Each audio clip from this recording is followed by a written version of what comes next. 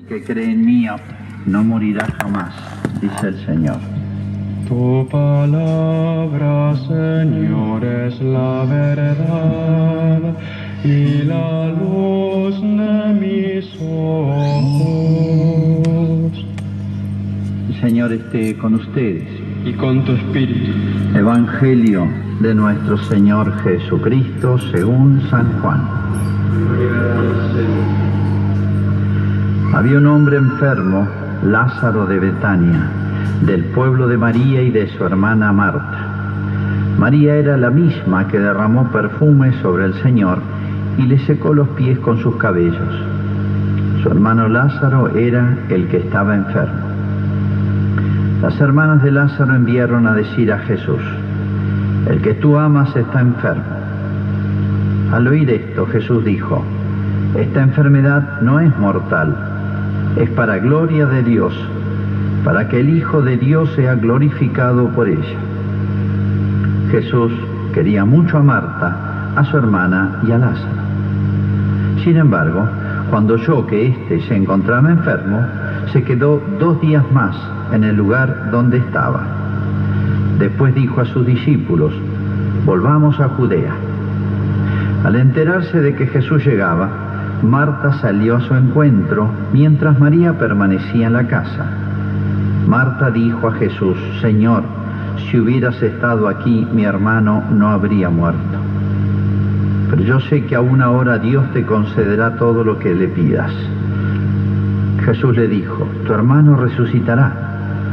Marta le respondió: sé que resucitará en la resurrección del último día.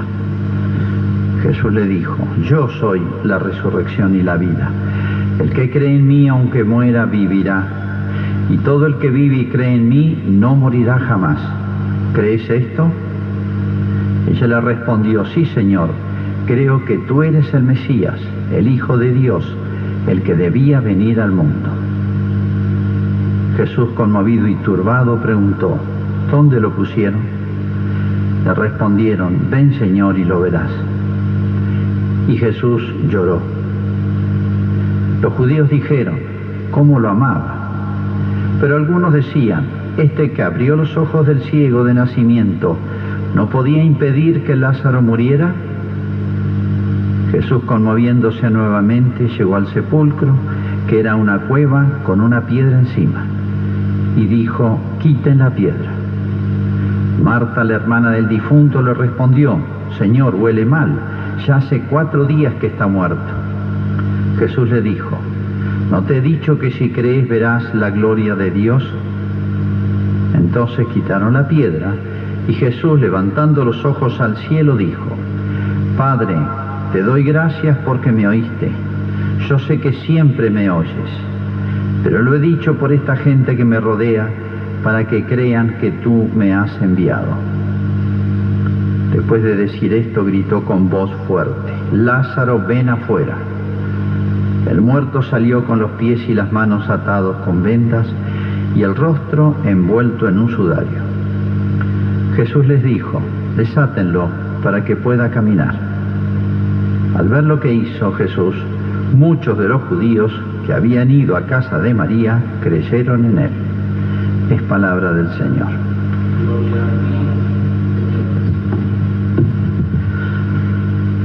Días atrás, en tantos programas de radio, de televisión, de opinión, todo el mundo opina, no solamente se dan tantos informes, datos de todo el mundo, consejos, protocolos, etcétera.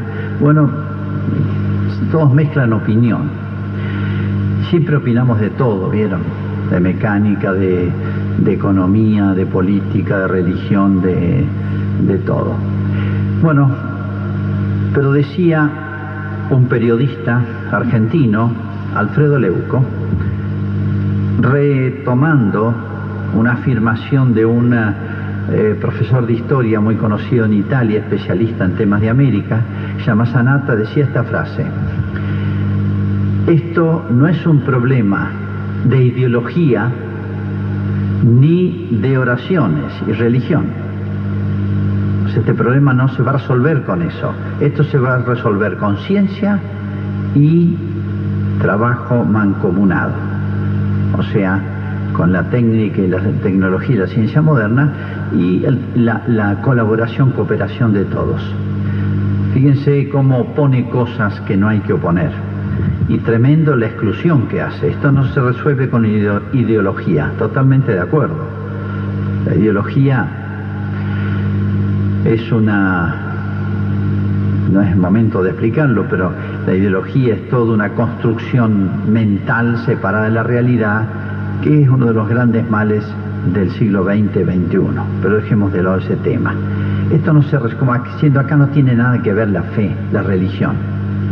Y en otro programa, porque he escuchado muchas cosas parecidas, haciendo referencia a que en la antigüedad, cada vez que habían epidemias, la iglesia, que estaba más presente, o mejor dicho, estaba más viva la fe en el pueblo, en las ciudades europeas, pueblitos o grandes ciudades, hacían rogativas, procesiones, y se vieron muchos milagros. Voy a contar uno al final.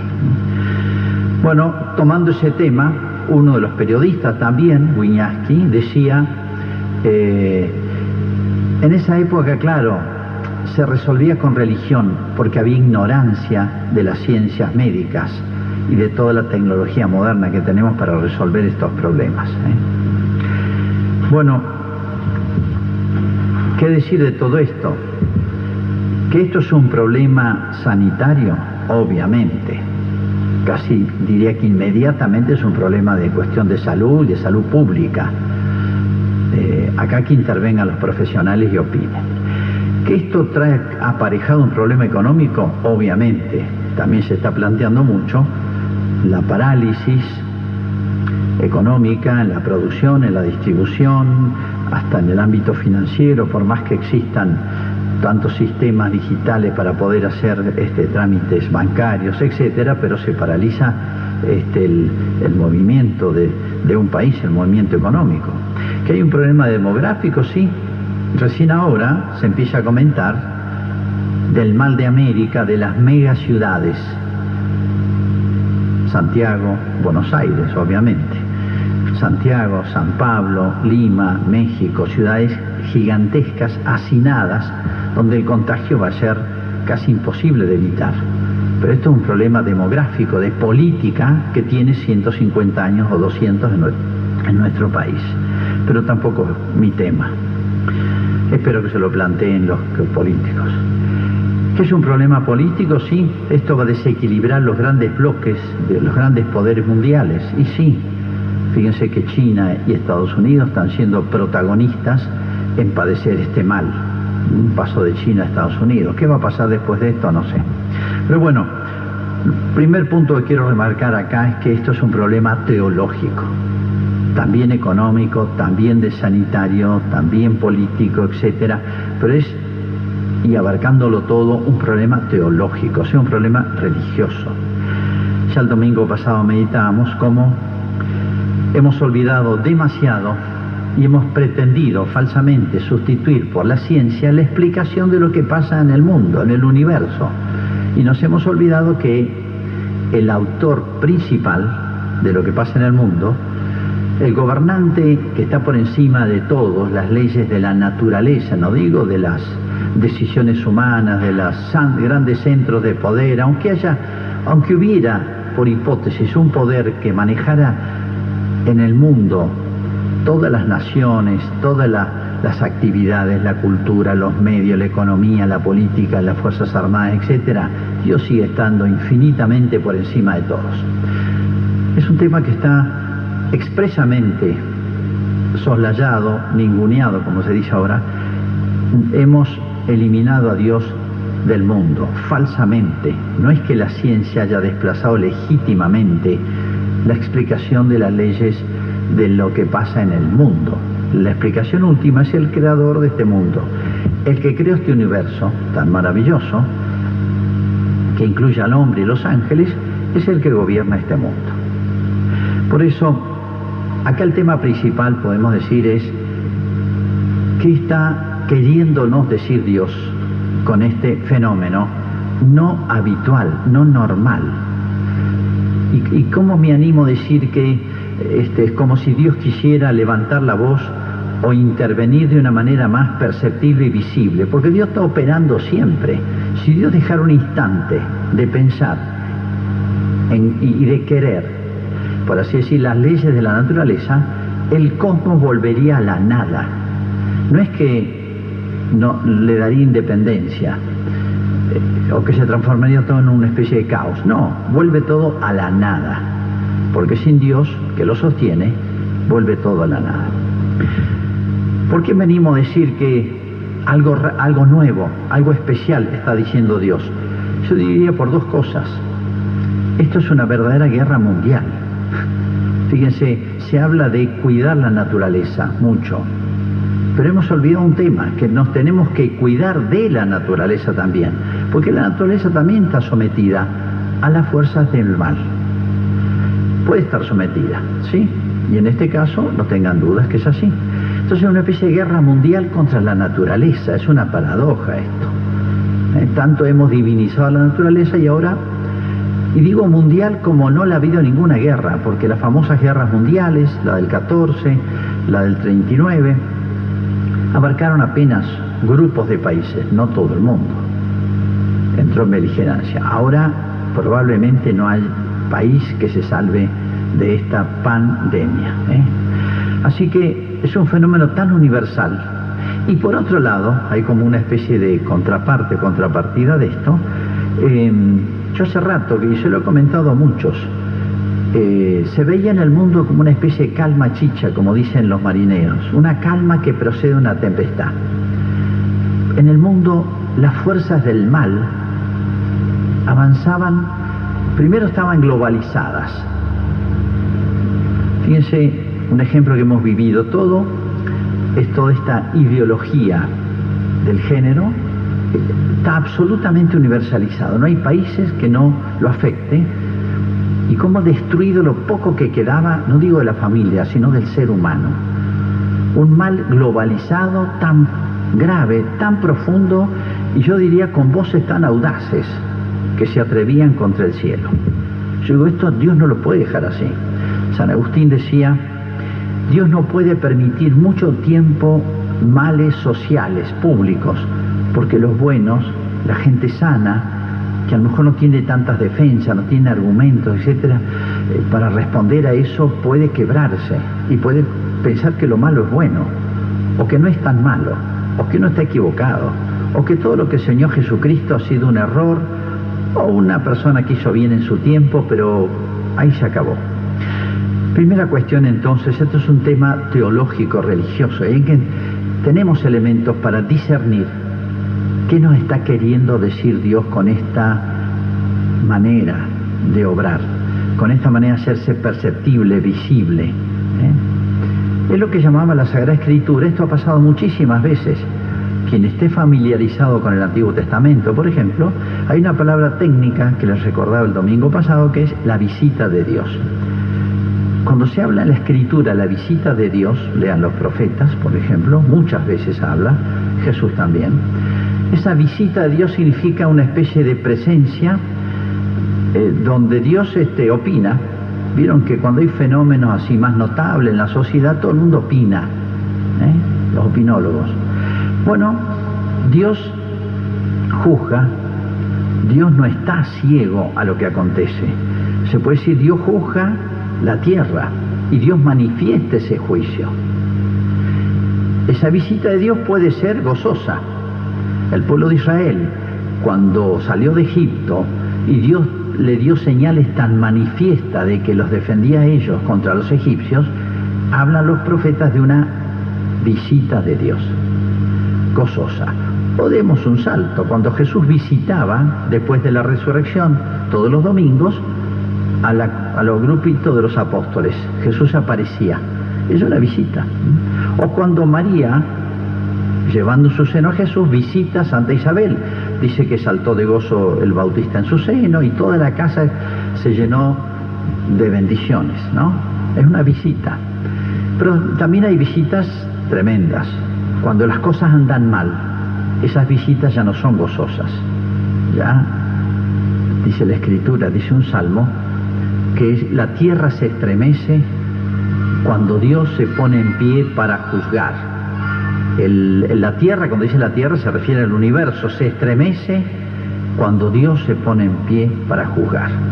Es hermosa la frase, poética, pero piénsenla. Bueno, hay visitas tremendas de Dios, porque cuando las cosas no andan bien, esa visita de Dios es para decirnos y corregirnos, porque no simplemente Dios opina diciendo, bueno, cada uno haga lo que quiere, sí, pero Dios intenta corregirnos, intenta salvarnos. Por eso esas visitas de Dios tienen que hacernos pensar mucho. ¿Qué me estará queriendo decir Dios con todo esto? Segunda idea. ¿Qué estará pensando Dios? ¿Qué estará pensando Cristo? En el Antiguo Testamento se hablaba de Yahvé, pero el Hijo de Dios se hace hombre, entonces se hace más visible esa opinión. Y acá me va a servir mucho el episodio este de Lázaro. Fíjense, dice que Jesús lloró. No era teatro eso, no era teatro. 2 veces dice la Escritura, cuenta la Escritura que Jesús lloró. Esta una vez, y antes de esto había llorado sobre Jerusalén. Jerusalén, Jerusalén, que matas a los profetas y apedreas a los que te son enviados. ¿Cuántas veces quise reunir a tus hijos y no quisiste? Y dice que Jesús, San Lucas cuenta, este episodio dice que Jesús lloró por Jerusalén. ¿Por qué lloró Jesús? Porque estaba triste. El llanto es un signo de la tristeza. Hay 2 sentimientos, por así decir, hablando a lo humano, que se dan en Cristo como hombre, pero que se dan en Dios de una manera análoga. Y es la ira y la tristeza. Dios se enoja, sí. Se habla de la ira de Dios. Y el furor de la ira divina. Miren, si leen el Apocalipsis, habla del furor de la ira, o sea, enfurecido Dios contra el malo, el demonio, y lo que siembra en la tierra, el mal. Dios, pensando en el pecado, en el mal, se enoja, y pensando en nosotros, se entristece. Son los 2 sentimientos que no se oponen. En uno piensa en nuestra enfermedad espiritual, moral, que es el pecado, y despierta la ira. Y si ve la persona que está padeciendo eso, despierta la tristeza y el llanto. Por eso Cristo lloró sobre Lázaro y lloró sobre su pueblo, Jerusalén, su patria. ¿Y qué estará opinando Jesús ahora?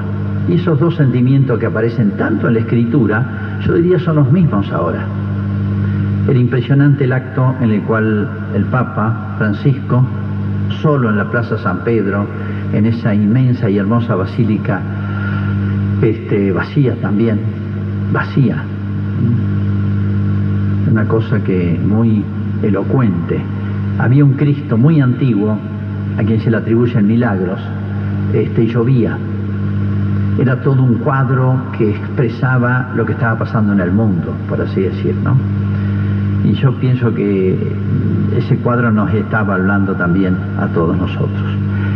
Recuerdo también las apariciones de Fátima, ustedes conocerán y recordarán. Nunca la Virgen aparece muerta de risa, felicitándonos. Es una visita de la Virgen. Es como la visita de Jesús, de Dios. Y dice que, los chicos dicen que lo que más los impactó fue que cuando la Virgen se despide, les impresionó tal vez más el gesto que las palabras. Esto es imposible de explicar, ¿no? Pero las palabras se pueden repetir. Dice que la Virgen le dijo, no ofendan más a Dios, que ya está muy ofendido. No ofendan más a Dios, que ya está muy ofendido. Pero esas palabras no fueron tan impresionantes como el sentimiento con que la Virgen lo dijo. Así que puedo suponer que lo que estoy diciendo tiene fundamento. Jesús también estará llorando junto a su madre, o al menos triste por lo que está pasando en el mundo, y nosotros alegremente, despreocupados, seguimos adelante, casi diría con ese atrevimiento que uno ve cada vez más suelto de desafiar a Dios. Tercer punto, podemos reaccionar mal. Miren, ante la prueba de la muerte, el dolor y la muerte, que son las 2 realidades más duras para el hombre, el dolor y la muerte, los dos crucificados con Jesús padecían igualmente, pero a uno lo reveló más y lo insultaba a Jesús, y al otro lo acercó y dijo esa hermosa frase: acuérdate de mí cuando estés en tu reino. Ante estas pruebas de Dios, esto nace de la misericordia de Dios, esto nace de la bondad de Dios, esto nace de la tristeza de Dios. ¿Por qué permitió la enfermedad y la muerte de Lázaro? Si hubieras estado aquí, mi hermano no habría muerto. Es verdad, si hubieras estado aquí, mi hermano no habría muerto. Impresionante esa frase. Bueno, apliquémosla ahora. Si hubiéramos sido fiel a Dios, si las naciones, los pueblos, los individuos, las familias, los distintos ámbitos de la sociedad hubiéramos sido fiel a Dios, esto no hubiera pasado, esta epidemia no hubiera ocurrido. ¿Cómo me animo a interpretar así el gobierno divino? Porque Jesús dijo: buscad el reino de Dios y su justicia, y lo demás se les dará por añadidura. Hemos buscado la añadidura contra la justicia divina. Buscad el reino de Dios y su justicia, lo demás se les dará por añadidura. Sepan todos que acá, cuando se busca el culpable, si son los laboratorios chinos, que es el comienzo de una guerra nueva a través de virus, de bacterias, la guerra bacteriológica, si es eso, no sé, si lo inventaron los yanquis, los ingleses, circulan de todas las opiniones, pero ciertamente esto lo permitió Dios, ¿no? Y esto lo permitió Dios para corregirnos. Se llaman castigos, esa palabra no nos gusta escucharla hoy, aunque la aplicamos por todos lados e injustamente. Castigos medicinales se llaman. Y estos castigos medicinales nacen de la misericordia de Dios, o sea, quiere hacernos reaccionar. De golpe nos deja, por así decir, coartado todas esas libertades de perdición que el mundo está viviendo hoy. Obligatoriamente. Estamos en una especie de cuaresma obligada, aunque no queramos. Pero ¿qué es lo que quiere Dios con todo esto? ¿Descargar su ira como uno descarga un enojo? No, de ninguna manera. Quiere corregirnos, porque está preocupado, porque sabe dónde desemboca esto, en qué termina esto para el ser humano. Les voy a leer algunos textitos, hay miles, y les voy a leer no los más fuertes, de los profetas. Lean el profeta Amós. El profeta Amós es el primero de los profetas que tenemos textos de él y que habla Israel ya muy alejado de Dios y corrompido antes de sufrir las grandes penalidades de los destierros. Amós, profeta Amós, Antiguo Testamento. Dios ha aprobado, ha castigado al pueblo para que reaccione. Pero fíjense lo que le dice Amós. Los profetas eran inspirados por Dios. Falta el pan en todos vuestros lugares. La comida, terrible cuando no hay que comer. Y no os habéis vuelto a mí, dice el Señor. También os he cerrado la lluvia. 2, 3 ciudades acudían a otra a beber agua y no podían calmar la sed porque no había para todos. Y no habéis vuelto a mí, dice Yahvé. Os he herido con la sequía y el pulgón, he secado vuestras huertas y viñedos, vuestras higueras y olivares han sido devorados por la langosta, y no os habéis vuelto a mí, dice el Señor. He enviado contra vosotros peste, como la peste de Egipto. He matado a espada a vuestros jóvenes, o sea, han padecido las invasiones crudelísimas como eran en esa época, de las naciones vecinas. Y no os habéis vuelto a mí, dice el Señor. O sea, le mandé todo esto para que reaccionaran, respondieran, y no lo hicieron. Lean el Apocalipsis, es más duro todavía. Ahí donde habla de cuando la humanidad se rebela contra Dios. Recuerden que es un libro de historia, el Apocalipsis. Y dice, en el capítulo 9, dice: no se convirtieron de sus asesinatos, ni de sus hechicerías o falsa religión, ni de sus fornicaciones, ni de sus rapiñas. Y hay otro texto más impresionante todavía, que espero que no lo reeditemos, o no se esté refiriendo a nuestros tiempos. Apocalipsis 16. Ante la cuarta, quinta y séptima plagas, que van surgiendo de las copas. Ven, es todo un lenguaje simbólico, está en el Apocalipsis, capítulo 16, dice así: no obstante, después de esta cuarta, quinta y séptima plaga, epidemias que manda Dios sobre el mundo, no obstante, los hombres blasfemaron de Dios. En vez de convertirse, peor, blasfemaron de Dios, insultaron a Dios. O sea, estas pruebas nos pueden hacer mal, mucho daño, pero eso es por nosotros, no por Dios. Finalmente, ¿qué es lo que hay que hacer? Lo contrario de lo que admiraba Leuco de esta frase de Sanata, de este italiano, exactamente lo contrario. Justamente esto se resuelve poniendo todos los medios sanitarios, económicos, políticos, etcétera. Obviamente hay que hacer todo lo humano, obviamente hay que hacer todo lo humano, pero sabiendo por qué ocurren estas cosas, lo que yo le decía al principio, de dónde viene, qué fin tiene, qué sentido tiene, que esto lo sabe el que tiene fe, sabe que hay otros remedios, y yo diría, y más eficaces todavía, es rezar. Voy a contar dos anécdotas simplemente, dos hechos históricos. Uno de Moisés, está en la Sagrada Escritura. Cuando Moisés saca al pueblo de Israel de Egipto, bueno, en el camino se enfrenta con un pueblo vecino, Amalek. Y bueno, Israel no era un pueblo guerrero y tiene que defenderse y combate contra otras tropas. Moisés no combate, va a una colina, a un cerro, y reza. Y dice que cuando Moisés rezaba, ganaba Israel. Cuando Moisés, cansado, porque el combate duró todo el día, dejaba de rezar, bajaba las manos, vencía a Amalek. O sea, la oración de Moisés era la causa del triunfo de Israel. Ese es el lugar del sacerdote. Moisés es figura de Cristo y es figura del sacerdote. Cuando el sacerdote reza, triunfa Israel. O sea, se vencen estos males.